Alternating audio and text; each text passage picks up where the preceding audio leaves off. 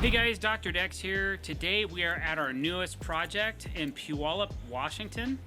And we brought our machine today, our helical pile driver and our mini skid steer. So we are going to spend some time driving some piles in the ground, getting those set up for the deck, which we won't actually build until the first of the year, but we have a sprinkler system in the yard and we want to make sure that we don't destroy that.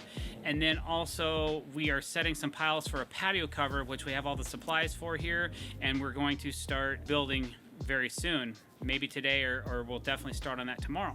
So if you like what you see today, don't forget to click that subscribe button and hit the bell icon to be notified when we're putting out fresh content. All right, so this is what we're building. This is the actual deck that we're gonna build in this space. But what we're focusing on this week, there's a patio cover that's actually gonna be 12 by 16. That's gonna come, we're gonna shorten it a little bit to the corner of the house right here. So it's gonna be 12 foot out projection. There's the beam at 10 feet and it's 16 feet wide. So we have all the supplies on the truck for that. And we just, we're gonna set all of our piles today though, because we have the machine here and there's not a lot of space in the yard and on the street for our equipment. So we're gonna try to get all the piles set and hopefully the ground will oblige us. So keep your fingers crossed and let's get going.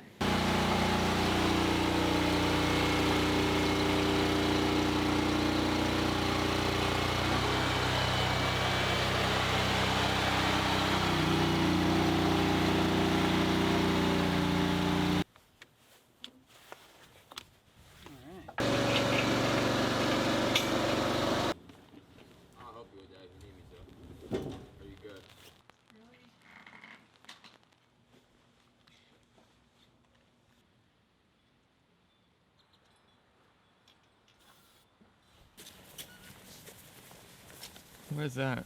It's a Simpson and strong tie post to beam connection, and we're going to use these on our post to beam connections, and this part of it's going to be hidden, but this part is going to be exposed. And I had to see how much overhang I need to give. I might have to pull my outside post in so that I make sure that this detail gets seen versus having to cut this at a 90, which I might have to do depending on where I want to put this outside post. So a little bit of thinking right now to make sure that we get the right detail. See, this post over here on the house is all the way on the very corner of the house, and we have another post coming out for a patio cover. So I'm trying to decide, do I want those two posts to be in a direct line? If I do, then I'll probably have to cut this and paint it because I won't be able to use this detail here. But maybe I'll just pick up different brackets. This side over here will work, but I'm not so sure about this side over here. So I'm gonna make a phone call and see if I can get a bracket that's a little different. I think it's gonna look better and more complementary to the deck if these two posts are in a direct line and they kind of coincide with one another and make a little bit of sense, versus trying to pull this post in and then I have a cluster mess to figure out on how to wrap it and all this other stuff. So I think that's what I'm going with.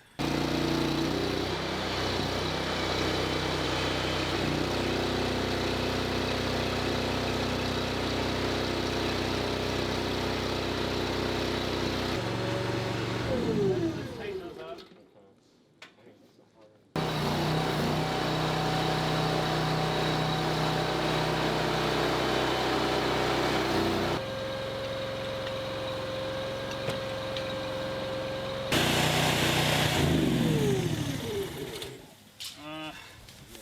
Yeah, I'm all right.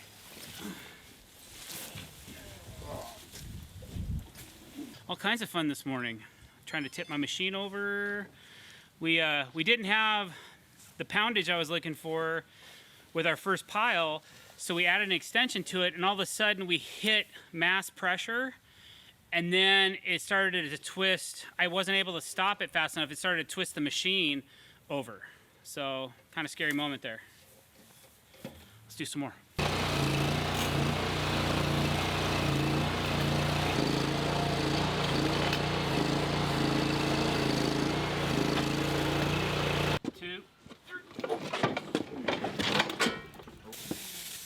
Oh.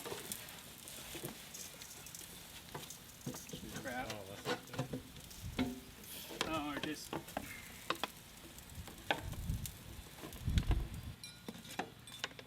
Oh, we're dead. I can get this one in today, and then the deck we're gonna do with concrete or footings or something else, because the ground out here is just too hard, too rocky. Well, I've done a fence out here when I was real young, and good thing I was young because it turned me old. So we've got a trashed wire. All right, so had a little issue with the Mini, or having issues I should say, and it threw the Mini sideways, the pile did, and the ground cable arced on the positive cable, smoked the battery, smoked the ground wire. So now I'm heading off to the auto parts store to get a new battery and ground wire to see if we can finish driving this pile in the ground. So wish me luck.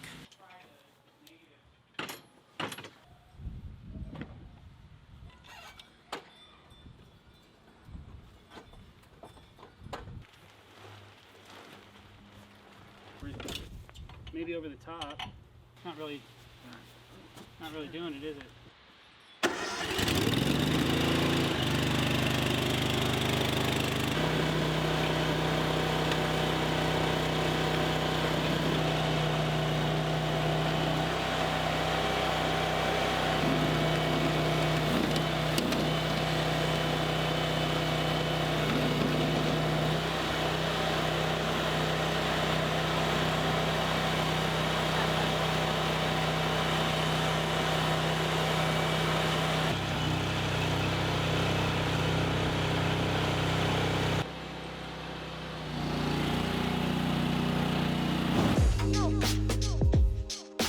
Hey guys, Dr. Decks here. Today we are finishing up a patio cover that we started earlier in the week, and we are almost finished installing some 2x6 tongue and groove fir on some glue lambs that we installed yesterday. So basically what we did was we got our helical piles driven in the ground, and then we came up with some 6x6 posts, and then we have on top of that a 6x10 by 16 foot glue lamb beam. And the reason I went with a glue lamb beam is I wanted a really cool architectural look, and I didn't want any issues of spanning the distance. I wanted to kind of go heavy duty. And then to go with that theme, we took rafters, and our rafters we made 4x8 glue lambs as well. And then on top of that we put 2x6 tongue and groove car decking, which we just finished installing. We have one little piece to install still. You can kind of see there's some daylight getting through, especially up in this corner over here. And so we want to give that finished look all the way through. And then once that's done, it's still a little icy out, so we're going to thaw out the roof, blow it off, and then we'll put our underlayment down. We have some trim boards to put up around it, and then we can actually start tar paper, which actually is an ice and water guard we're installing, and then we can actually start putting our roofing on. So that's what's going on today. I hope you enjoy it, and any comments you have, leave them below.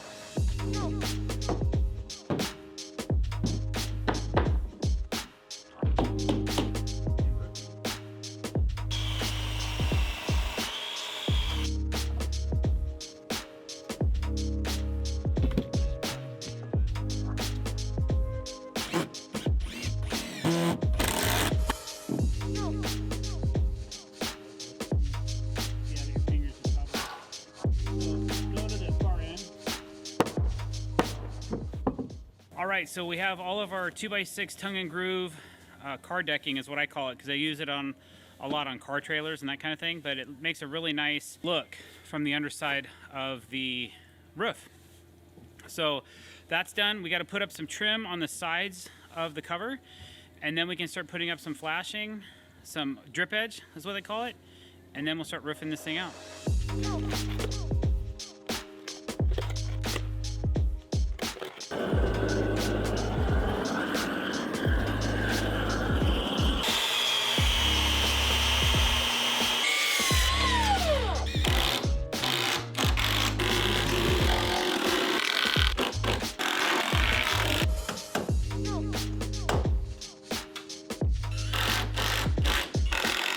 All right, we have all of our side trim on. We have all of our drip edge on. So now we are going to put some ice and water guard down over the top of all the 2x6, and then we can start running our perimeter shingles, and then we've already built our books of the shingles that we need to start staggering our shingles, and we'll start roofing this cover up here pretty quick.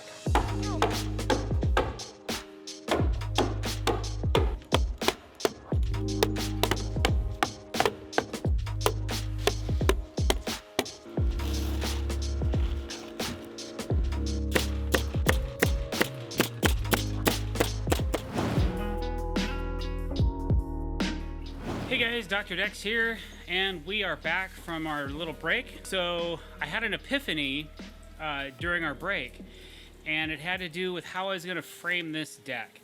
So what I decided to do is, because of the complexity of how we're going to lay the boards and all the curves and circles and things we're doing, we're going to frame this deck on a 45-degree angle to the house, which is not very orthodox. It's not done a lot this way, but I'm going to frame it 12 inches on center, so that we can run our deck boards any direction we want. Basically, we can put it at a 90 or 90 to the house, or parallel or perpendicular to the house, or whatever we want, so that it makes sense when we go to put the boards in, because we have a directional change inside the deck, and it's also on a curve. So that probably isn't clear on how that works, but you'll see as we build this deck what I'm getting at.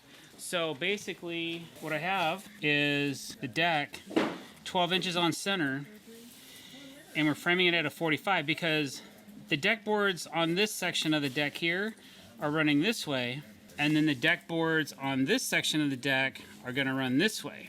Okay, so it's kind of a complicated frame set, but I think we're capable of making it happen. So right now I'm trying to justify elevation. I have my Stabila LAR 350 set up. It's not on right now, but I've already kind of got some lines going on the house, so I know where to cut some of the trim off. We got to pull some siding off the house and then re-waterproof it with some G-tape, leave room for some flashing, then we can put our ledgers up. Then once our ledgers are up, we kind of know where the beams need to go. So you can see right here I have a beam going right here and a beam going right here. So I can justify, and even this beam here, I can justify all those elevations if I want to by setting a ledger board on the house around here and around this corner. So that's what I'm going to do to start. The guys have been unloading the truck. We have a bunch of treated lumber, a bunch of framing materials that had to be unloaded, so they're just getting that together. And then we'll start setting some footings. The ground is so incredibly hard here. We had issues when we were digging our footings for the patio cover, and I was going to use helical piles, but I had to abandon that idea because the piles just aren't driving into this hard ground. It's really rocky. So what we're going to do is, because now I know how hard the ground is and how rocky it is, we're using precast footing blocks instead of using hand digging and pouring concrete or trying to use helical piles, because I know that this is never going to settle. The concrete is also in very good shape, and it's at least 4 inches thick. We did a couple test pilot holes in it to drill down and see, to make sure that we could actually put some elevated post brackets in certain parts of the concrete slab to hold as a footing as well for part of the deck. Now, if the concrete wasn't in good shape, or I wasn't happy with how thick it was, I would actually jackhammer through the concrete and pour a footing, but we don't have to do that on this particular project, so we're good to go. So we're just going to continue on then with, first of all, getting the ledger up, and then trying to figure out where some of these footings go. And that's what the guys will be doing, is they'll be digging those footings into the ground and setting those up once I get some lines justified.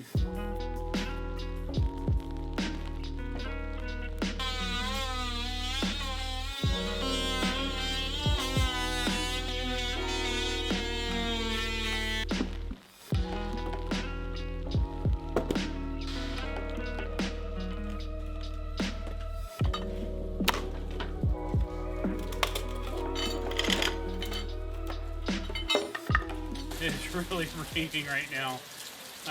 I'm grateful to be undercover, even though my guys are out grading lumber in it.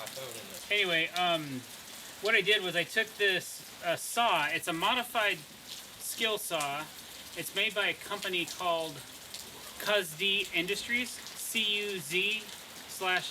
It's a flush cutting saw, so I had to be able to get some trim out of the way because I need to be able to mount a ledger up against here. So the only way that I know to do it quickly was to use this saw.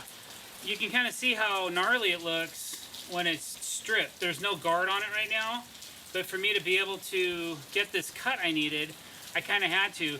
But I was getting so many sparks, I was trying to save my blade a little bit. I raised it up, but I raised it up a little too much, and I have to recut this section over here and get it flush as well.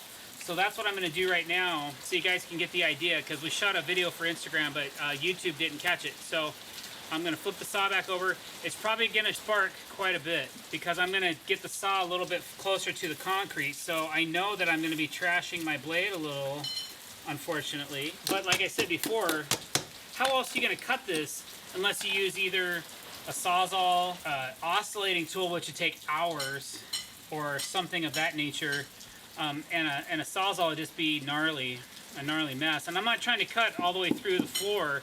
I just want to cut this piece of trim out of the way, which is what I've successfully done with this saw. I just want to make sure that I get this down enough to where I can get the maximum amount of thickness installed under this ledger, because it's not going to be real thick right here. We're going to have to notch some joists and things like that. So with all that being said, here we go, and prepare for some fireworks. There is a guard on one side of this, so you can use this lever to pull back, and it exposes the blade on both sides. That's kind of what I need to do right now, is kind of get this thing flush.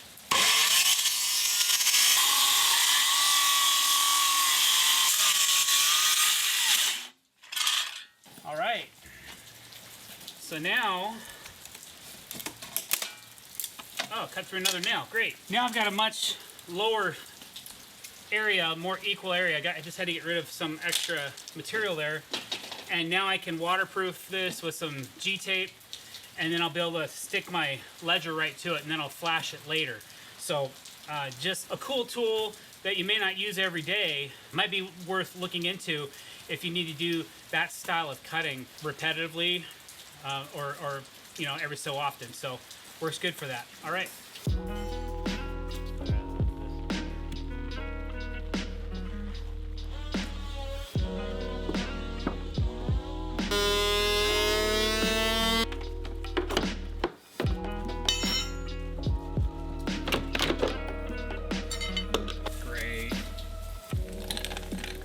Earthquake strap. Right here, right here. So those are always fun. I'll expose those in a minute, and unfortunately, they're never very concealed well. The siders, they just go right over the top of them, and they're, you know, 1/4 to 3/8 of an inch sticking out. And I mean, if you look at this right here, you can kind of see how curved out this is, which a lot of people don't really care or bothers them, but it bothers me. It's just something I constantly am dealing with when you're trying to do quality work and you stumble upon these things. You just got to work around them. So I'm going to notch the back side of my ledger board so that it sits tight up against the house, and then I'll get around these chunks of metal.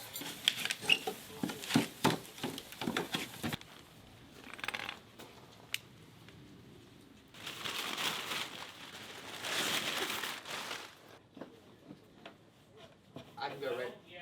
Okay. My mom, for some reason, got me like a couple of gift cards. One was a Red Robin, and one was a... I would like to figure out where I have to open this up, if at all, so that when a 2x4 or 2x6 comes across here, I can chisel away enough of this post so I can continue the board all the way through, all the way out to that that post out there. I'd like to run a 16-footer. Okay.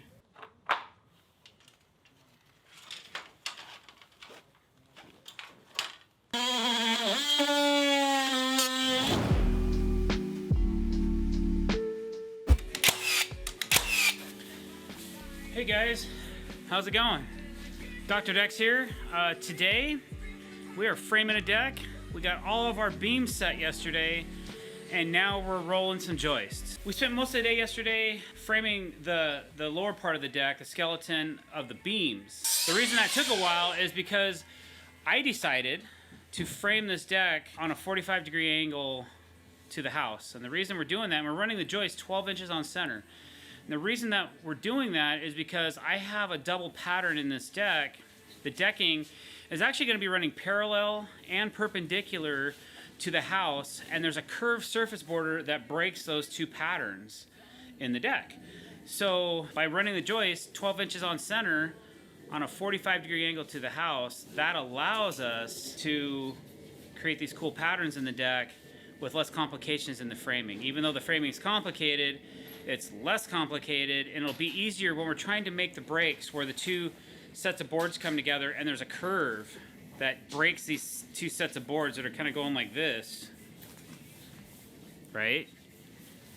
And then we're not doing a straight or an angle break, we're doing a curve. Okay? There's a lot of math and a lot of ingenuity and a lot of genius, incredible talent that goes into thinking about how to design this. Just kidding, man. It is a lot of work, though. It's a lot of work, and we're just getting to that point now where we've took the time to get all the beams to the proper level. We've cut them all in. We've added all the brackets. And you can see that by looking at our video of how that's done. So follow along and see how we do. We got a ton of blocking to do as well on this deck. So, and I'll explain to you what we're doing as we do it, or if you missed the video, then we'll do a backtrack on it, and I'll explain to you after it's installed, just like these beams. Not a lot going on, but all of a sudden it went from just a set of beams to joists, and we're gonna be doing some curves and some other stuff as well. So follow along. All right, let's do this.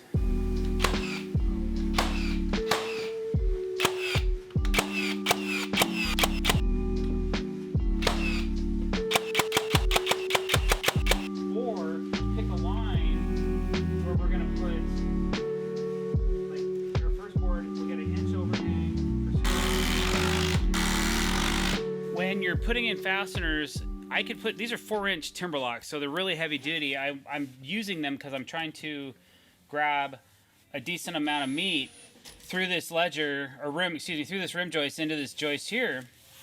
And some, like if I run them just however I want, you'll notice they're gonna poke out. So sometimes when I'm just laying stuff out, I'll just put a screw on top like this, and it just shows me where the penetration is going to be through both boards. So now I'm going to leave that sitting up there, and I'm going to use it as a guide at what angle I should put my screw in when I'm driving it. Okay, so I'm pretty happy with the placement. So now I'm going to take it. Now, Cal, you might want to come up top.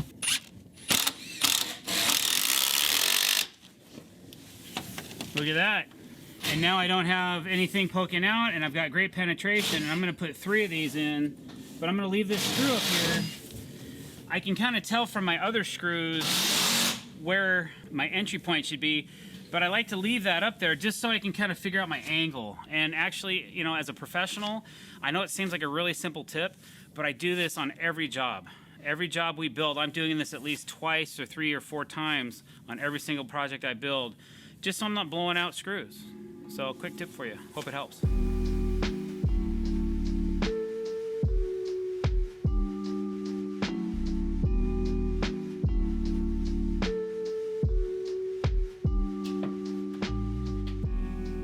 All right, so we're moving right along with our joists and our framing. We had to notch over the top of a cement concrete step, and we're getting around that right now. We have one of our joists that we notched that's a little too high, and we've already installed it. So I'm going to come back with a flush cut saw, and I'm going to just cut a little bit off the bottom to kind of get it to drop so that it's in the same plane as the rest of these joists. And then we'll lock these down with some Simpson ML24Zs and anchor them right to the concrete, and then those will be sturdy. We've got 2 3/4 inches of support, so about half the joist we had to take out. Any more than that, and I probably would have busted this concrete out. So that's where we're at, and then after that we'll take a break, and then we're going to start framing on the outside curve of the deck. These joists are a little short. I got to pull it back, which means it's going to bring my edge this way, so I don't know if I think I might. Alright, so I'm coming through and taking these ML24Z Simpson strong tie brackets. They're 90-degree angle brackets. And I'm attaching them with some Simpson 1.5-inch SDS screws into our, what used to be a 2x6 joist. And then I'm taking these redhead concrete anchors. They're 1/2 inch by 1.5 inches. I mean 1/4 inch by 1.5 inches. And so by putting those guys in, put one in here, it really makes it solid. Otherwise, there's not a, you can block these, but by doing this and it going into the concrete, we ensure that it's very strong. So, getting that done. You got a little bit on this side, but it's a little over on this side.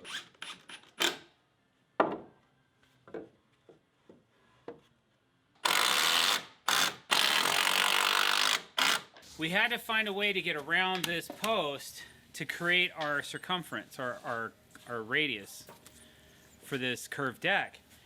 And so what we did was we framed up a box from our pivot point around here.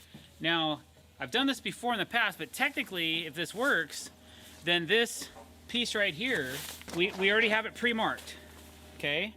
This piece right here should mimic these, and then we should be able to swivel it around and continue marking out the deck on the radius. So let's see if we're right. It could be right, it could be wrong, I don't know. This is kind of ghetto. The last one I built was a lot more intricate, but look at that, okay? I didn't pre-make these, I mean, I did pre-make these marks with a compass, but not with this thing installed. Not with our handy-dandy Dr. Deck's jig. Available today only for $89.95 online for a set of plans, okay? So, watch this though. Let's see how good we are, all right? So, oh, I think it's sticking, it's,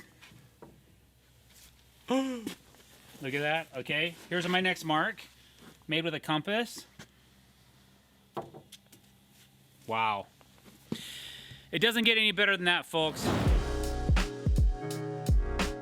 Hey guys, Dr. Decks here. Today we are framing away on our current deck project. We got a lot of joist ran yesterday, but we still have to finish up a bunch of surface blocking for some borders that we're doing, surface borders. All right, so what we got going on right now is I'm actually doing a really important part of this project, which is adding the flashing underneath the house. If you don't use proper flashing on your deck, you're gonna regret it 20 years down the line, if not sooner. Flashing keeps water from deviating between the ledger and the house. So come on over here. What I've done is I've G-taped all of our solid blocking because we like to use waterproof membrane tape. We'll shoot a little segment over here and explain why we do that. I'm sure a lot of you may or may not have seen us install G-tape on our decks. There's a definitive reason why we do that, and it's evident. I can look over right now and see all the water that's pooling up on the tape. If the water wasn't pooling up on the tape, or if there was no tape installed, then it would completely just saturate the boards and eventually rot them out because we have decking laying right on top of the flat blocking. So we have to protect it somehow. So that's what this is all about right here. This protects all of our flat blocking, okay? And then what this is 2-inch by 3-inch L flashing. It goes up 3 inches underneath the house. And then what I'm gonna do is I'm gonna actually tape the top of this metal. If we get any screws through here, through the metal, I wanna make sure that those screws are sealed and that they don't leak. That's why I do it. So I never understood the premise of using L metal for flashing and then putting nails or screws through it. It never made sense to me because I knew that there was something's always gonna leak or get wet. So what I decided to do is I started taping the top of my metal flashing as a preventative measure to keep any moisture out, because G-tape or self-sealing membranes like G-tape, when your nail or screw pierces the tape, it seals it back up. Unless you're pulling the screw out and running it back in and out at different angles, then you got an issue. But if you're doing just one clean install, it's gonna seal that tape, or the tape's gonna seal the screw, and then it won't have a possibility for a leak. Now, I know that this deck is undercover. It's probably not gonna see much moisture, but there's a spigot right here for a faucet, which means there's going to be a hose right here, which means there's going to be water leaking here all the time. So that water, if I don't do something to keep that water from reaching behind here, then we're going to have problems in the future when the water leaks and it erodes this and rots the side of the house out. So I'm just doing my due diligence. I tore the siding off this house. I tore this house apart to install my ledger board. I'm doing my due diligence as a registered and licensed contractor to make sure that this has no issues in the future. So that's what this flashing is all about. $20 or $10, $15, $20 in flashing can save you thousands of dollars in the future. It is a very important step. It's often overlooked on do-it-yourselfers. So if you're a DIYer and you're thinking about, should I use flashing, should I not, should I use tape, should I not? Man, do yourself a favor or the future owner of that home a favor by trying to keep it as dry as possible so that you don't have any issues. I've torn decks off walls before. I've torn decks off sides of houses. I've had to rebuild the whole lower cavity of a wall before. It was rotting so bad. All the way to the interior sheetrock. We actually had to go in and tear the sheetrock out and rebuild the wall, have it re-sheetrocked, re-side the outside, new plywood, the whole 9 yards, man. It was completely devastated. So that's a severe case, but I have seen very bad cases. I'd say 60%, 70% of the time there's some form of dry rot in the wall. A lot of times it has to be around a downspout or a gutter or something of that nature. So take an extra hour out of your build time and properly flash your decks, okay?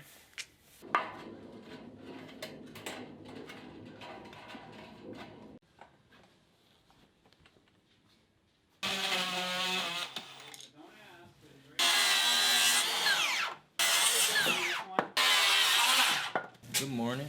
So right now, taking a 2x12, and right now we have traced where the curved surface border is going, and we need something to mount the deck boards to.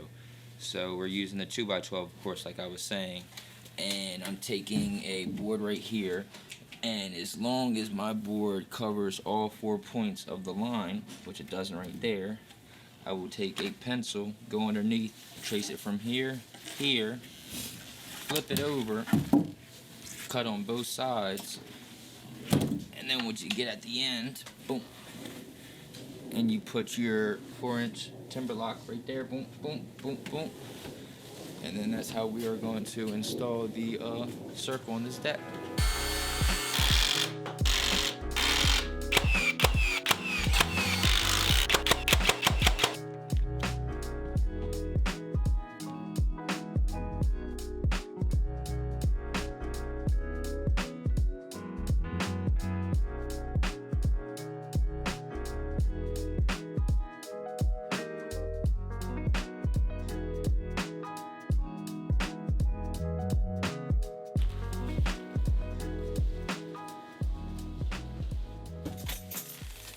You know, you get on a mission and you're trying to find something and everything's so disorganized, you just lose it. Well, I just had that moment where I just gave up and said, you know what, I gotta find this part. And the deeper I dig into my trailer, the messier it is. And I'm just taking a minute to reorganize some stuff because it's just like I'm having a breakdown over here. So I just need a minute, okay, to find some things and put some stuff away, and then I'll be good. All right, so we have all of our blocking done. Yay. All of the G-tape is laid. So now we have to add some support for some skirting and for our stairs and for the curved skirting on the other side of the deck. And we need to do that before we start installing deck boards. We're anxious, we want to get started. We have a whole pile of decking sitting over here. We can't start until all that's done. Plus I have to run the low voltage wire for our bench lighting and for our stair lighting. So I'm going to get going on that while the guys are starting on the skirting. I have a quick tip for you. If you're ever measuring curves, a rolling tape measure comes in really handy. We keep one in our trailer all the time, and then when I need to see what distance I have, instead of trying to take a tape measure and hold it against something curved and try to figure it out, this is a lot more accurate and quicker than trying to do it that way. So for all those of you that are into this or that need to measure something on a radius, get yourself a rolling tape measure, and they spin like this. And then when you're done, you just hit the reset button and you can just go again and again and again. So just something that and this one's collapsible. so it stores compactly. So kind of a cool little tool. Hey guys, drdecks here. Today we have just finished framing most of this deck up, and we are ready to start laying down some deck boards. So today we have basically all of our deckings framed. It's all G-taped. We've identified our screw lines and our cut lines on the deck. And so now we're going to start installing the deck boards and hopefully get around to maybe making some cuts today. So stay tuned and see how we do. And if you have any questions, leave them below.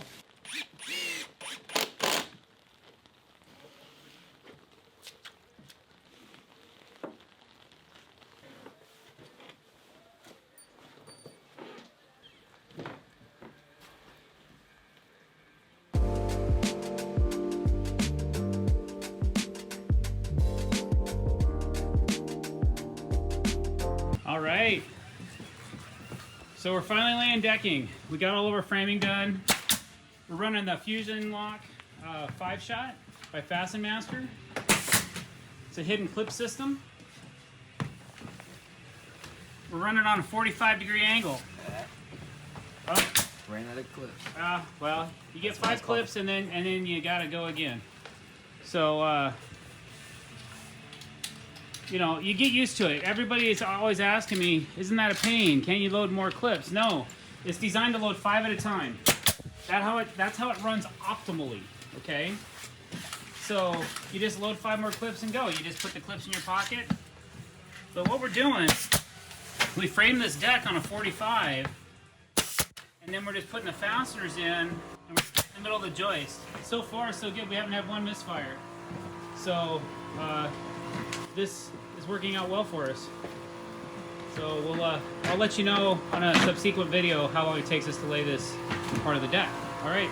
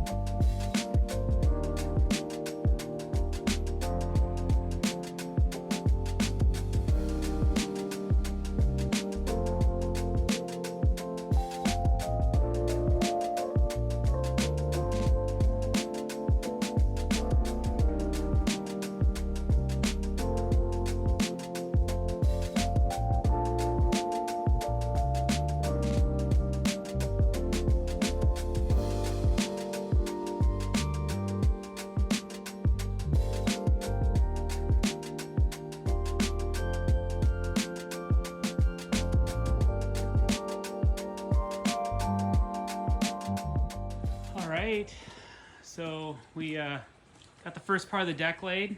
Changed my directions though. I decided to run this section this way. I'm gonna run this section this way, but everything looks good. I got the first line cut in, so you can kind of see it. We cut it shallow, and we're gonna go through and slip something underneath and then cut these out so we're not hacking up the G-tape too bad. Everything looks really good. So we didn't start laying this until after lunch, so it was like 1 o'clock. So it took us about 3 hours to drop this. We still have Cortex plugs to put in, but the field looks good, nice and solid, feels good. We'll kind of get this cleaned up tomorrow. And then I got a square line right up against the post, and I found out that running up against the post allows me to finish on a full board here and allows me to finish on a full board there. And I took some measurements of distances with these deck boards that were already installed, and that's how I figured out, okay, if I start my first board right here, then I will be able to finish on full boards, which keeps me from having to do pie wedges and things like that, which I don't mind doing, but they get a little tricky. This one's glued. You can see the spline. It's glued together with some 2P10 and activator, and then I have to do another one over here. But anyway, so that's what's cracking, guys. All right, so besides that, I guess that's all I got for you. We have this compass that we use to figure out this cut line here, but then I'm gonna abandon it after that because I'm gonna actually use the boards over there as a template. If you try to make the entire circle perfect with a compass, your deck boards aren't gonna fit. So just a little word to the wise, I can manipulate this section, no problem. But if I try to manipulate the whole thing, big problem. It just doesn't work as well. So, a little tip from you. Got our frontal area ready to go. This is all getting bordered as well, so these boards are all getting cut back. And as well as at the house. So there's a dark hickory border that chases the entire deck, and then there's a dark hickory border that chases this circle as well. So, all right, man. That's all I got for you tonight. Heading to Olympia for an estimate. So, had to cut out a little early today. Guys aren't complaining though. All right, over now. Hey guys, Dr. Decks here. Today we are laying deck boards. We got part of our deck laid the other day. I was extremely ill yesterday, so we didn't come to work. So now you get to catch us finishing up the second part of this deck. All right, so today we have part of our deck down, and we ran the frame on a 45-degree angle so that I could run these deck boards this direction, and then we have a circle partition in this deck. And then on where the deck parts on the circle, we're changing the decking direction to run it perpendicular to this decking. So that's what the guys are doing right now. It just took us a minute to get to this point because I had to do some inlay work where the hot tub is, and it was a little bit of a challenge to get those boards just perfect so that all the gaps are revealed the same way, proper, and everything looks good.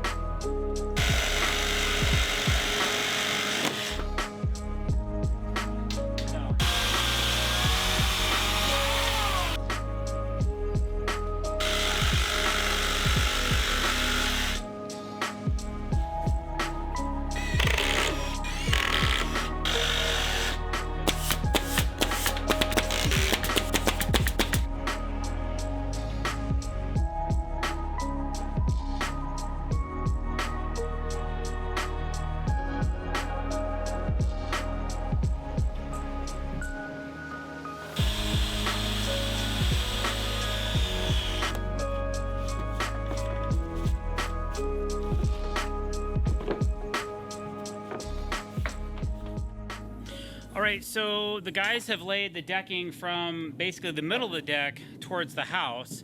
They finished that. I've been working around notching these posts and trying to figure out a couple other things, and I'm close. I just have this last piece that I'm trying to button up, and then they can start running full-length boards again all the way out to finish the outside of the deck as well. So while they're working on that, I'm going to start cutting some lines in and starting to get some shape to the surface borders so we can install those once the decking's laid.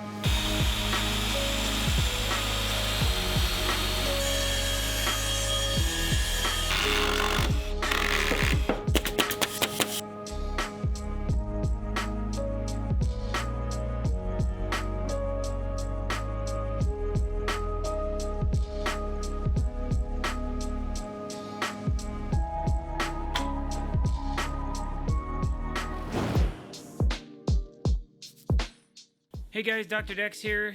Happy day today. We did a little bit of deck board bending this morning. We had to add one additional step to our lower stair area on our current deck build. So we had to do a little bit of deck board bending this morning. Just button that up. Now we're going to be leaving the shop and heading out to the job site. Yeah.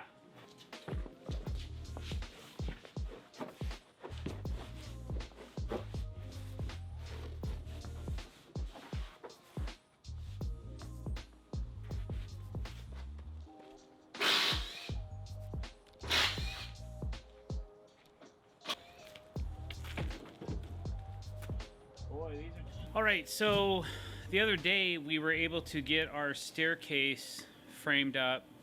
We don't have any of the bottom supports in. We're going to work on that today, but we basically framed these stairs. We made our stair jacks. I call them jacks. Other people call them stringers. Whatever you want to call them, or staircase support. We used 2x6 instead of cutting out of a 2x12. I just felt this is a stronger, more reliable way to build this type of a staircase. Then we used PVC 1x decking material for our rims to make our curved rims. So we have a curved mounting piece on the back of the staircase, and then we have a piece in the front of each of the stair jacks, stringers, that holds everything together. So now that we have that done, we're gonna frame in some 2x4s and we're gonna dig some holes and pour some concrete to support the bottom of our staircase.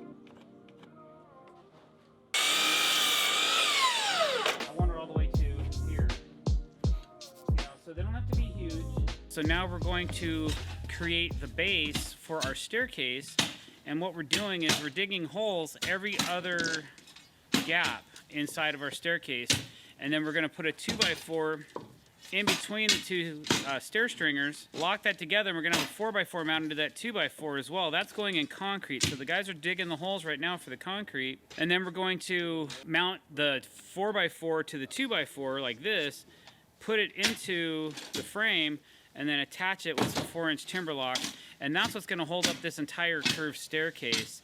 And every single stringer or jack, I call them stair jack, but I get a lot of flack for that because nobody seems to know what a stair jack is. Everybody calls them stair stringers. So every stair stringer will have support by digging and pouring 7 holes. So that's really my main goal today, is to get that locked down and finished up. We got a real late start today. It's like noon. So we're gonna try to get that done, and then I'm not sure, we might get start working on some benches or something like that, because I kind of need this frame to dry out a little bit so we can tape it up, and I didn't bring my torch today to dry out the lumber, so I don't think it's gonna dry out too much. Oh, I see some blue sky. It's a couple miles that way though, so I don't know. If you look straight up. Unfortunately, we're in the shade all day as well. Even when the sun's out, we don't get a lot of sun in the backyard, so we just gotta deal with it.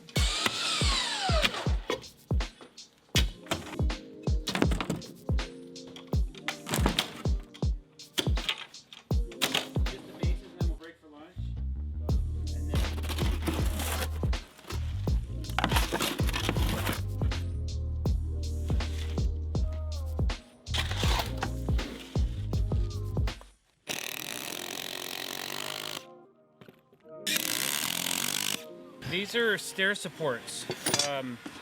We're basically, for every 2 jacks, we're making 1 support that'll hold up both jacks, and we're putting it in concrete to make it really solid. So we don't have a solid base. We're not pouring a complete foundation for the staircase. So we're just putting these posts in concrete about every 16 inches, and it supports 2 jacks. And then we skip one, and then we do another one.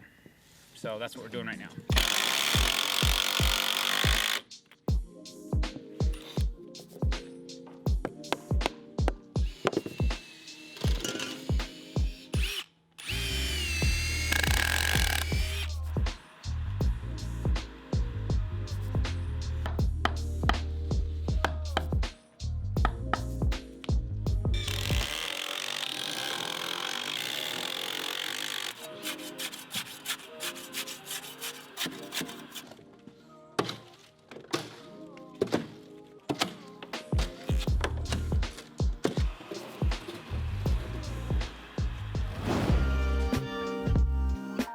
Hey guys, Dr. Dex here. Today we are trying to button up this set of curved stairs.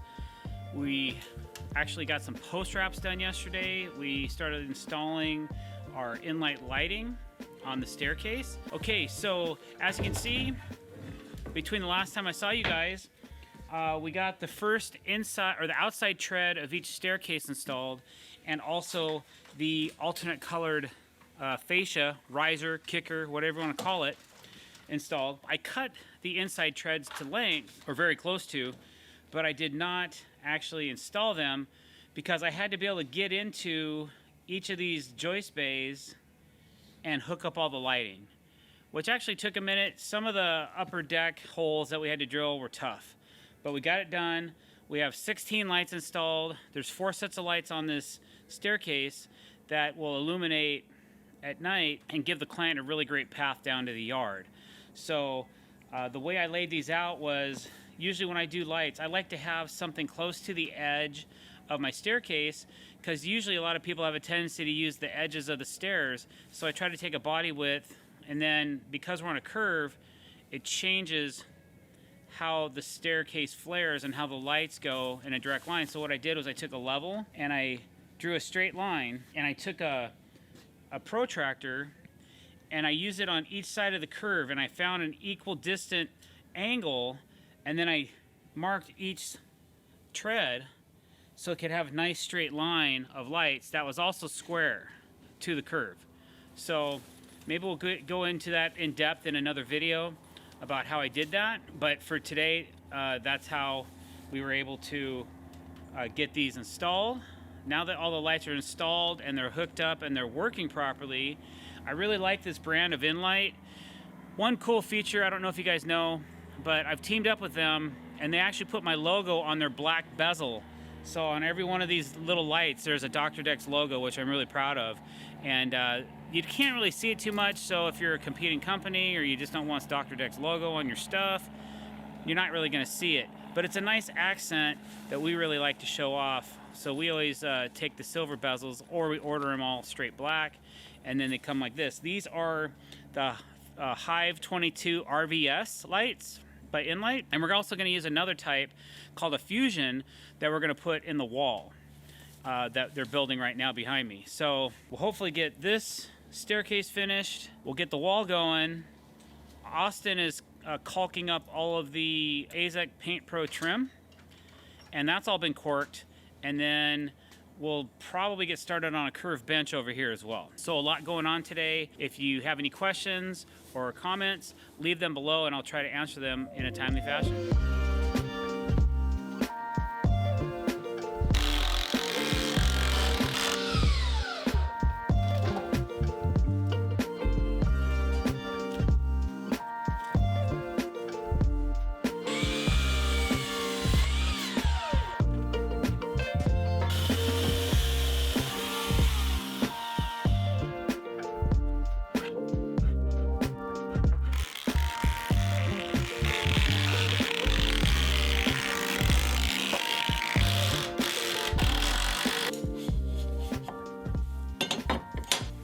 Handy way to use a square. Some fancy ones have better notches than this one do, like Jason's Martinez. But I'm trying to mark out the center line here, so that way all my Cortex screws are down the center of the board. So you can use the square by finding my center mark here and then putting my pencil in the notch, slowly going down. Trying to keep it straight. And there you go. Pretty easy.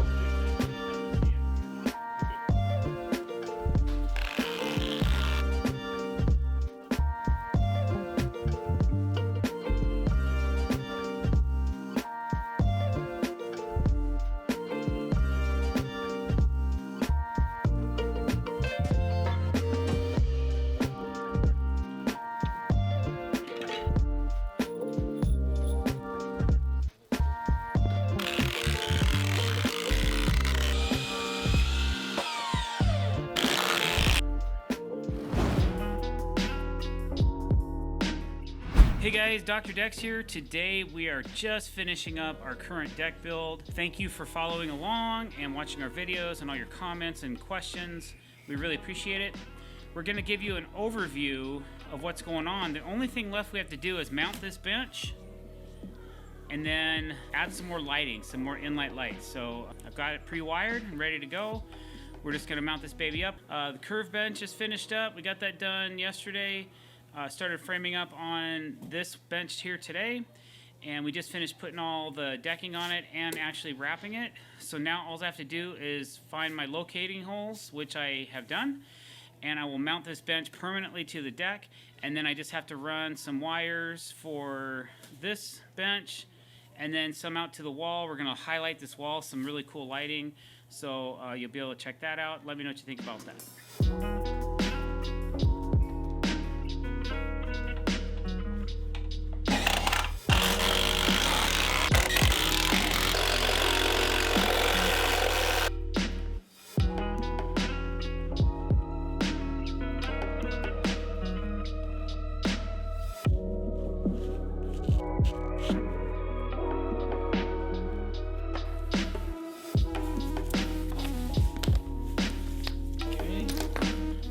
wanted to make sure that this line was energized properly, and it is. So now I can run this, finish my bench lighting, then all I have left to do is the wall.